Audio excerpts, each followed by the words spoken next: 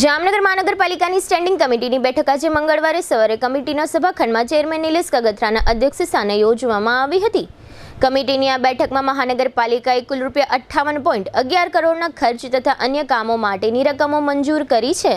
જો કે આ રકમ પૈકી સૌથી વધુ એટલે કે 33.78 કરોડની રકમ શહેરમાં નવા બની રહેલા ફ્લાયઓવરના કોન્ટ્રાક્ટરને વધારાની રકમ તરીકે આપવા માટે નિયમ મુજબ નિર્ણય કરવામાં આવ્યો છે। આ ઉપરાંત કમિટીમાં એવું પણ નક્કી કરવામાં આવ્યું છે કે આ ફ્લાયઓવરમાં અંબરચાર રસ્તા નજીક જે રેમ્પ બનાવવાનો હતો તે રેમ્પ હાલ બનાવવામાં આવશે નહીં, જેથી ભવિષ્યમાં જ્યારે રેલવે તરફથી કોર્પોરેશનને જગ્યા ફાળવવામાં આવશે ત્યારે રેમ્પ બનાવવામાં આવશે એવું હાલ નક્કી કરવામાં આવ્યું છે।